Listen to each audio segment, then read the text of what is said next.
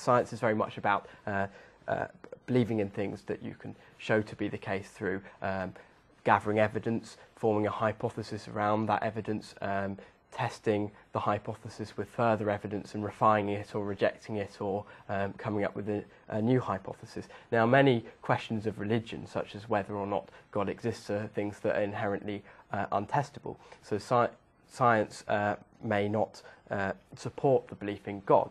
The question of whether things evolved or were created is testable, and for that reason, on that topic, it's not something that is really up for dispute in quite the same way.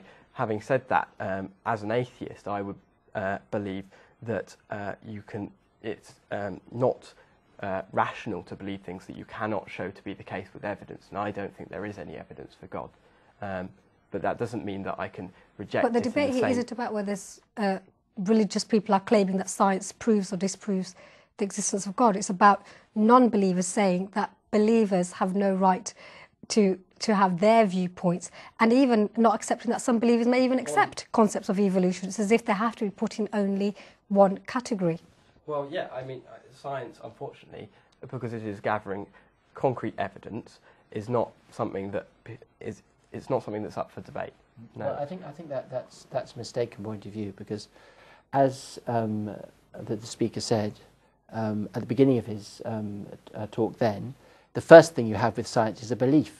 You have a belief that something is so, and therefore you form a hypothesis, and therefore then you test that hypothesis. Belief. Yeah, you test the belief. But the first thing you have in science is a belief. The first thing I said actually is that you start off by gathering evidence, and it's from that evidence that you form that initial hypothesis. Well, no, I don't think that is the correct description of how science works. Science works first of all with a piece of deduction, a hypothesis that then you test through the evidence. You can't just collect evidence on the basis of no hypothesis or deduction, because you wouldn't know what to collect. So it always starts with a belief in something that you then test.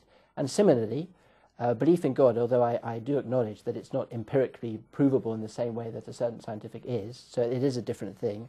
On the other hand, it is inductively rather similar, because you say, for example, by analogy, that nothing ever happens in the universe without a cause. Therefore, the universe must have a prime cause. That's not an irrational argumentation. It's actually very logical. So the process of argumentation not that dissimilar, although I do agree there is some that they're different realms. If I could just bring in our phone guests who've been listening patiently to the discussion. Ashfaq Chowdhury, what do you make of the responses so far? I know it's a political discussion, and we have to be really eloquent with our discussions, but I'd rather go simplistic. Let me take a layman's view. Now, we are told here, of course, evolution is a scientific fact. And we have to sort of accept it as a fact and full stop. However, as he was trying to mention, that there's overwhelming research to suggest that evolution is what created human being and so forth. But he's not actually giving scope for saying that this is still a theory. It can't be a fact.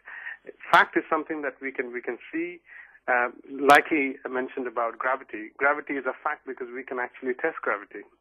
With regards to evolution, yes, there's a lot of research has taken place. But, in a simplistic term, if I've seen any of my forefathers being monkeys, then I could have suggested that, yes, of course, evolution is a fact. Otherwise, if it's not the case, then it's a theory. And a theory, of course, has to be put, if it's part of the national curriculum, put in front of the children, but it's for them to decide, like he said, that, he does not believe in God. The second question came to him, how does everything work? How does the whole system of the universe work? Who is actually looking after the system of this universe? Second question comes, even the Olympics that we're trying to do, in London, how much planning is going behind it? What is exactly happening? Years and years of planning, looking after things. All this have been done just like that? We are moving on to wide issues there as to whether you believe in God as the ultimate planner in the first place. I'd be curious to know what Mohammad Mukaddam is making of the discussion so far.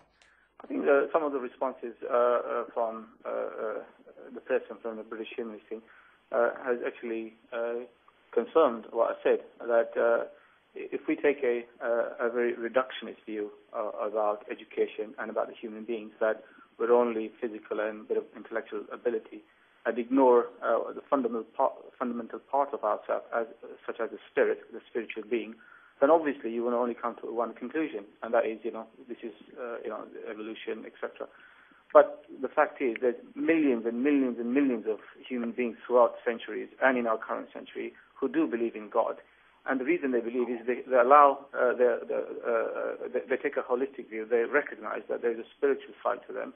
And in the Quran it says many times to reflect, respond, reflect, to ponder, to contemplate.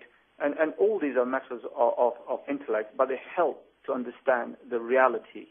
We talk about the reality. In fact, as a believer, the reality is God. And the human being has the capability to understand God and to know that He is the ultimate reality. But the choice is up to the human being. Does he or she want to exercise that choice? People of faith do. And through a spiritual development, through reflection, through contemplation, through meditation, through applying their intellect, they do go beyond intellect into the spiritual domain. Clearly, there can be a qualitative... there can be a qualitative as well as a quantitative approach when it comes to reflection, but faith is a leap of faith after all, and it's not something necessarily that would be provable in terms of scientific language or scientific concepts. Otherwise, itself would not be considered faith. So you could understand perhaps why some people who reject faith would then reject the idea that Muslim schools are putting about. Well, they reject on the basis of choice. They have said to themselves, okay, I decide not to believe in God, and therefore shut the capabilities and capacities within themselves of the capacity and capability to actually find God, to know Him, and to accept Him. Now, if they've chosen to shut those doors, then that's their problem. It's unfair for them to then impose those values and those conditions and those philosophies on others. And that's the point that I think we need to understand. And I just want to ask in terms of your response to the idea of, fine, you have your belief, or and you can say it's based on evidence. At the same time, where does respect for other people's beliefs come in? Well, I think that Mohammad was very much conflated two things there, namely belief in the scientific theory of evolution and belief in God, but putting that to one side. So that, as I mentioned before, there'd be some religious people who might not necessarily have that same approach and believe the two things are compatible in the first place. Putting that to one side, I mean, looking at the wider question of faith schools. So the British Humanist Association does not support faith schools. It doesn't believe that faith schools should exist, state-funded faith schools, because we think, firstly, it's wrong for the state to, in its funding, support different religions or even non-religious beliefs. But at the same time, we think that they split children up by the religious beliefs of their parents. It does single out Islamic schools, though. I mean, we did not hear Richard Dawkins refer to Christian schools, Jewish schools, Sikh schools, who, of course, are all faith schools and would share similar values and similar ideas around creation. Well, so you can understand why people might think, well, is this politicking and is this about increasing sales of a new book rather than making an informed and genuine point? And it's easier now to attack one community as a whole because that's politically expedient at the moment. I mean, in our work, we don't support faith schools, whether they're Muslim, Jewish, Christian, Hindu, Sikh, whatever. And in fact, we often see creationist teaching happening at Christian schools as well. That's something that we perhaps come across more often than at Muslim schools. So it doesn't hit the headlines, does it? No, but whether that was because Richard Dawkins intentionally singled out Muslim schools to get the headlines. He's a very intelligent man. I'm sure he's aware that most faith schools in this country are actually Christian, and it's a very, very small minority. And in fact, to use the word alien rubbish, in fact, the majority of people in this country do subscribe to some kind of belief in God. It's not an alien concept at all, but by using the word alien, Muslim, rubbish as somehow sinister connotations with children, of course it is demonising a community. And for somebody with the name humanist, you kind of think about compassionate values, about tolerance, humanity, and it seems to be kind of projecting the very opposite.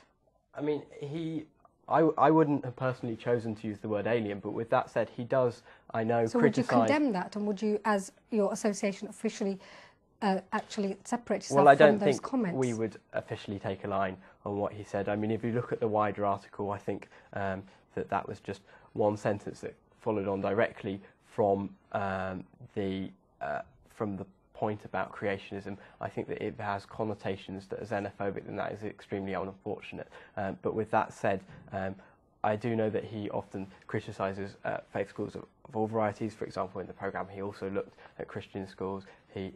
I don't think that he particularly focuses on Muslim schools more than other faith schools. I think it may be more the press that then took his comments and picked up on it because it was about Muslim schools, and for them it's more interesting. Okay, well, unfortunately we only have a few seconds left. I'll give the last word very quickly to yourself on this issue.